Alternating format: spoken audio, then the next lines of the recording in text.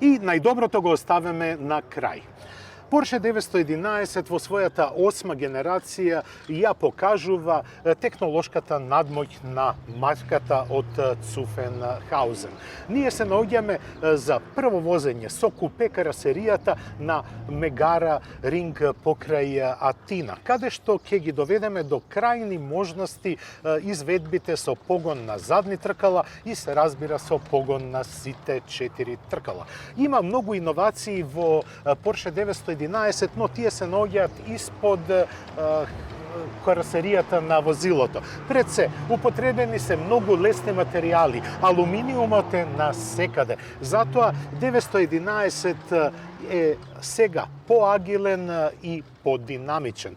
Исто така, има подобрувања во управувањето на предната оска, но има и многу интересни остварувања во внатрешноста. Едното е од 5 возачки модови кои може да се користат во овој автомобил. Но, не ме занима како ќе се однесува новиот 3-литарски битурбо мотор со 450 конски сили. Секако дека инженерите на Porsche направиле едно совршено дело, но да видиме како функционира на патека. И доаѓа времето да ја испробаме оваа вистинска убавица на патека. Она што треба веднаш да се знае дека во многу нешта е сменета во однос на претходната генерација. Пред се 911 во изведбата 992 е нешто полесна од претходничката. Тоа значи дека се употребени многу полесни материјали за да се добие на експлозивност во возењето, но исто и да се добие во градски услови линеарност на забрзување. Значи да се избегне она динамика која можеби и не е најпријатна во градски услови на возење. Веднаш излегувам на патеката и го менувам модот на возење во спорт. Инаку, оваа стаза е долга 2100 метри и спаѓа во оние технички стази, но на неа може исто така да се добие поголемо забрзување и јас го користам секој метар од патеката да ја испровоцирам оваа каросерија. Но таа е опремена со 4 погон на 4 тркала, само да се извлечам од оваа кривина. И повторно, ќе повторам, погонот на 4 тркала дава една посебна автономија во возењето и посебна сигурност. Менувачот е 8 степен и од 3-литарскиот битурбо мотор од 450 коњи вади максимум. Но се обидувам повторно да испровоцирам каросеријата, но таа не се дава. Едноставно, мора да направите многу глупости за да ја испровоцирате оваа каросерија во модот на возење спорт. Но тоа не е се што нуди Carrera 4S. Таа има мод и спорт плюс, кој овозможува малку повеќе да се ангажира знаењето на возачот и јас тоа ќе го направам сега, но некои посебни промени во однесувањето нема. Она што е важно да се каже за Carrera е дека 8-та генерација е врв на техничката понуда, но и на естетската, бидејќи Porsche нуди исто така и еден програм со кој може да го индивидуализирате изгледот на вашиот автомобил. А оној кој има повеќе од 180.000 евра да плати за еден ваков автомобил, можеби во секојдневното возење нема да може да ги осети сите благодети. Ова беше добро и весело. Не може да ги осети сите благодети на потенцијалот што може да го пружи Carrera, барем не на улица.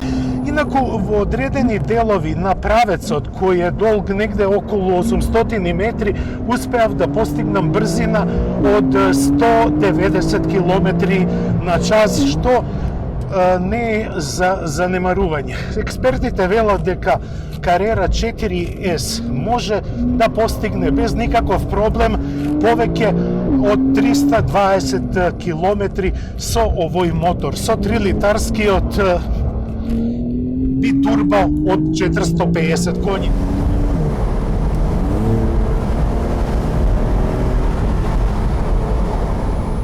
Вториот дел од возењето го посветуваме на 911 Cabrio, модел кој го покажува не само статус символот на собственикот, туку и животниот стил.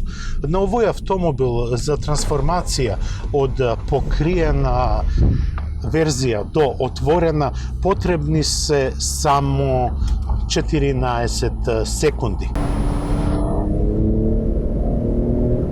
Ова е вистинска убавина, да се биде задуправувач на моќен автомобил кој има 450 коњи и ви нуди едно поинакво чувство за да управувачот, бидејќи техничките својства се во многу нешта подобрени во однос на претходната генерација, особено управувањето, како и всисувачите за воздухот на предната и на задната страна, па така е профитирано да биде возилото уште потивко. Се забележува дека и нема толку многу микровибрации типични за кабриолет каросерија, бидејќи е употребен во голема мерка алуминиумот, не само во основата на автомобилот, туку и во вратите, во целата школка е употребен алуминиумот. Оваа верзија има погон само на задните тркала, но со помош на електрониката, која има дури 5 пресета за возење, стабилноста е загарантирана. Од техничките податоци ви ги објаснив во купе каросеријата, но тие истите се вметнати и во кабриолетот. Овие кривудави патишта ни овозможуваат да ги почувствуваме сите можни сценарија на возење. А кога сме кај возењето, можам да кажам дека е вистинско уживање да се вози покрај морската обала ваков кабриолет, бидејќи сите чувства се задоволени. Од егото, бидејќи седам зад управувачот на една вистинска легенда, па се до техничките својства, но и задоволени се сетилата на вид, на слух и на мирис. А исто така се дише прекрасен морски воздух измешан со зимзелена шума. Кога зборуваме за цената на 911 Cabrio, јас не можам да се изначудам. Пред се, тој е поевтин, замислете, од купе верзијата. Од Porsche Македонија ме информираа за цените и кабриолетот во оваа изведба, значи во изведба со погон на задните тркала, чини 170.000 евра. Неопходно е да истакнам дека иако овој мотор има битурбо, не е голем потрошувач на гориво. Во моето возење ја забележав потрошувачка од 12,7 литри. Прекрасно е кога можете да застанете и да уживате во околината. Уживам во погледот на морето и звукот што го прават брановите. Ова е она што ни недостасува на сите кои живееме во урбана средина.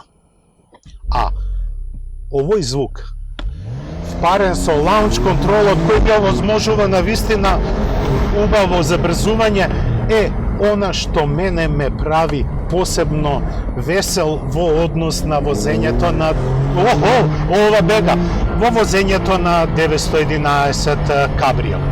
За жал, времето за нашата емисија истекува, но времето на моето уживање зад управувачот на 911 Carrera Cabrio од серијата 992 уште не е завршено. Јас ќе продолжам да уживам зад управувачот на овој вистински убавец. А што да се каже за крај? Единствено ми е жал што немам 170.000 евра за да возам ваков автомобил во приватен живот. Но тука е убавината на мојата работа. Можам да уживам во овој автомобил без да платам ниту денар. Јас ве поздравувам и ви закажувам следна средба за 7 дена. Пријатно!